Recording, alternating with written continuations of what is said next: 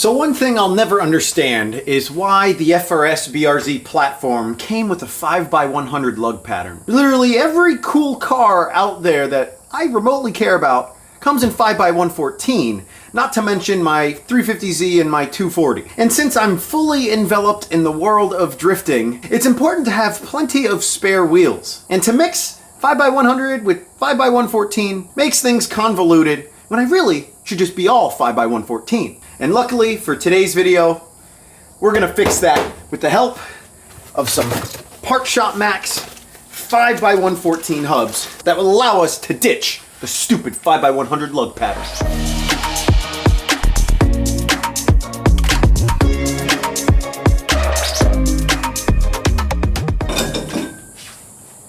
So you see that?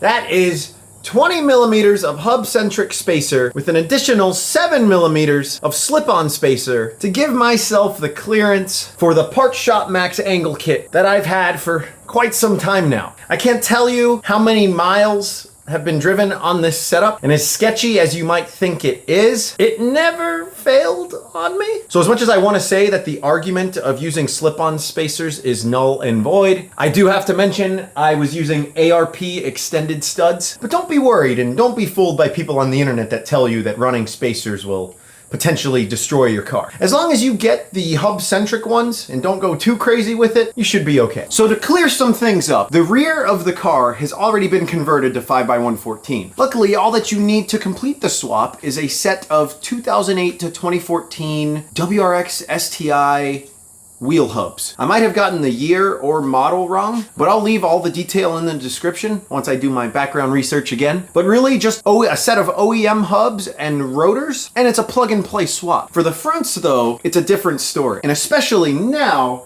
I don't think Partshopmax sells their 5x114 conversion hubs anymore. So if you're looking to do the same mod, I'm not saying you're shit out of luck, but I ordered these like 2 years ago, and they've been sitting in my garage for a year and a half, and we're just now getting to the install. If you do end up finding a second-hand pair of front hubs, the Partshopmax website has all of the details on the different types of setups you can use. If you have their front knuckle, you can pair that with their Z32 front caliper, and I think that's a plug-and-play affair. But we're going the little bit unconventional route, but it's a pair of front rotors that fit over the different size hub that still allow you to retain the OEM front calipers. There is one additional detail with doing this swap this exact same way that we'll cover later in the video. But for now, let's go ahead and pop the wheels off, save my extended studs, and then remove the hubs.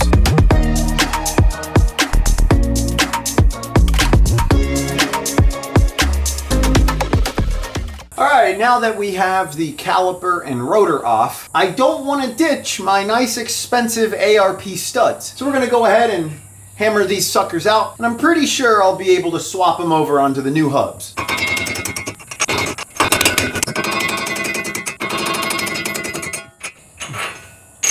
$14mm ratchet to get the hub bolts out. These boys are nice and tight. And this hub should come right out. Wiggle it a little bit. Spent too many years sitting out in the Florida elements. It's a little stuck on there. Come on. Oh snap. I am making a crucial error right now. I didn't remove the speed sensor.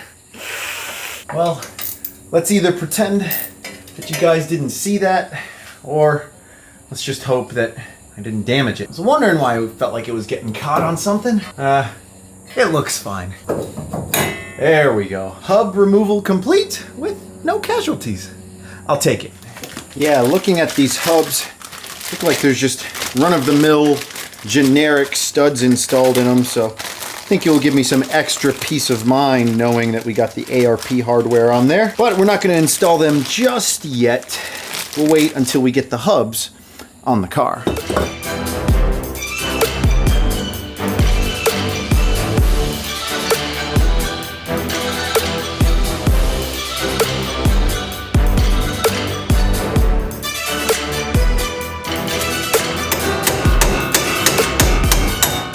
So what I'm doing now is using an old lug nut and the key for it to knock out the old studs. I don't want to just hit this surface and then potentially ruin an all right stud to use in the future. So why not use the old lug nut key? So before you say it or mention it, yes, a press would be a better tool for the job right now, but I don't have one, so this will work just fine. And to install our ARP stud, we're using the tried and true washer method, which I've used plenty of times in the past and have not ran into any issues doing so. And to do it, all you gotta do, put your stud all the way through, get some washers, stack it on top, get an old lug nut, thread it on, and just use an impact to drive the back of the stud with the splines through the hub. There you go. And repeat that process 4 more times.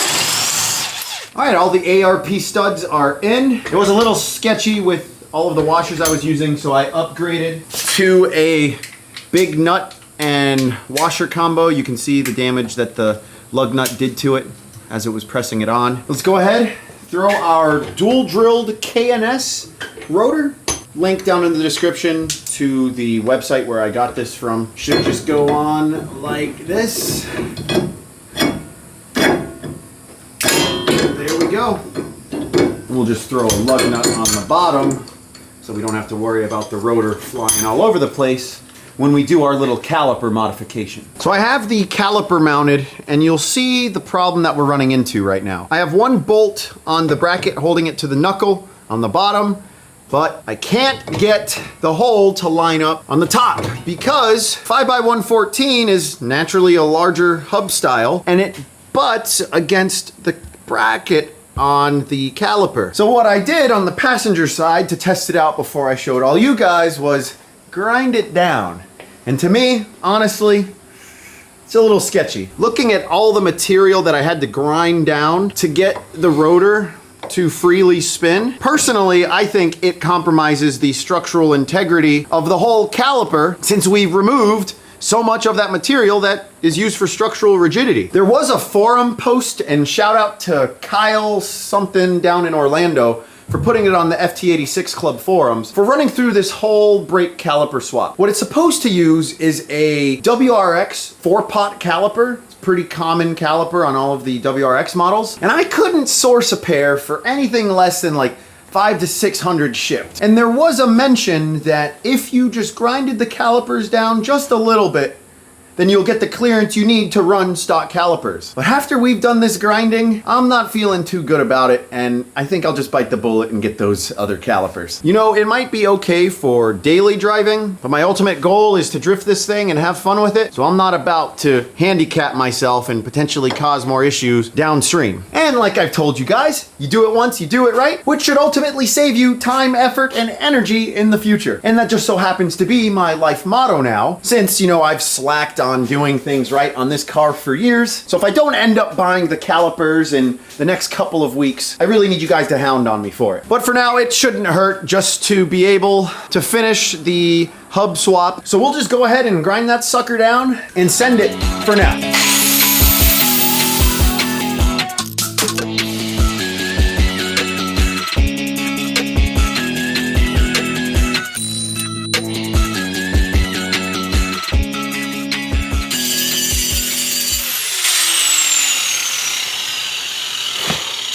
You know, you ever just do something knowing that if your parents were there watching you do it, they'd be looking at you like, seriously? Are you stupid? That's exactly how I'm feeling with my dad right now. If he were here, he'd be giving me shit for doing this in the first place. So in advance, sorry, Dad.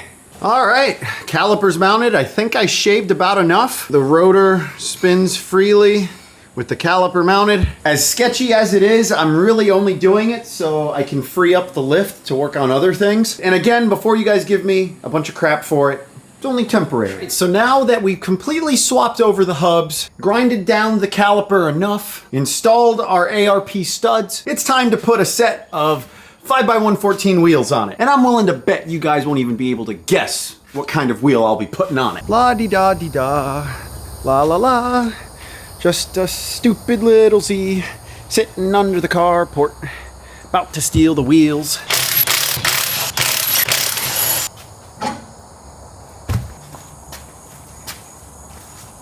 So for those of you that might be new to the channel or haven't been around in a long time, this is my 350Z daily drifter. It has the Wise Fab BC coilovers, hydro, drop knuckle dual caliper from Partshopmax in the rear. I coin it as the perfect drift daily because what more could you ask for? But since it rarely gets driven, the wheels are going to be going to a better cause. Oh geez, Florida rain inbound. Let's hurry up and get the wheels in.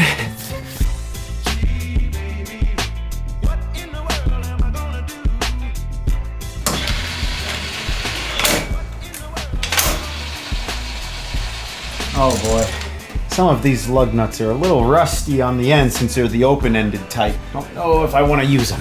Yeah, if you take a look at the lugs, right down in there towards the top of the threads, the majority of them have little bits of rust that has formed. Since they are open-ended lugs, water can get in and then cause things to rust. So I didn't necessarily want to bust these out just yet, and I'm sure you can make your inferences, but we have some Project Kicks lug nuts. These suckers run about like $220 a pop for all 20 plus the 4 locking lugs. And what's cool about these is they have a seat on the bottom that allows the lug to be spun, so you can tighten your wheels without having to worry about marring the surface where the lug seats. And in the interest of time, instead of having to clean out all of the little bits of rust on the inside of these lugs, we're gonna go ahead and use these.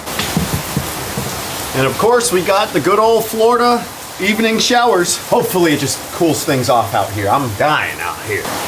What I'm really worried about is the potential that one of the ARP studs is either slightly bent or has a marred thread since we were running that big old spacer on it. So far, so good. Uh-oh. So it feels a little tight. Put the impact on it and see where that gets us. Woo! We're in business. So yes, I know it's kind of lame going from RPF 1s in 17-inch to RPF 1s in 18, but when the time comes for getting new wheels, I want to put 18s all around. And since this is an 18 by 9.5 plus 15 offset wheel, I'm almost guaranteeing the fact that we will have some rubbing issues. Hopefully not on the front side of the fender, but on the rear, it's notorious for, at angle, the outside edge of the tire hitting the inner portion of the side skirt. So much so that you have to trim back part of the frame rail, which I've already done, but I'm just hoping that we're not gonna be crunching our nice expensive Rocket Bunny V3 kit. Oh, well, to my surprise, we're not rubbing on anything. Turn it the other way. Ooh, that's a close fit. I think once we put this thing on the ground, it might rub right on the front of the bumper. Hopefully not. And on the back side too, looks like we got the clearance we need. This really is only a 235/40 tire, so it should be okay from the research I've done.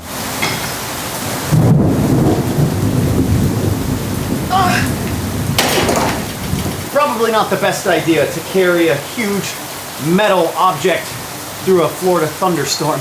All right, car's on the ground. As much as I want to take it out of the garage, we're getting monsooned on. So much to the point where my garage roof has sprung a leak. You can see the puddle of water that has now since formed.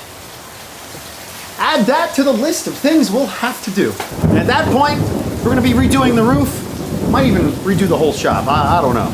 But let's go ahead, get the car started, turn the wheels a bit, see if we get any rubbing.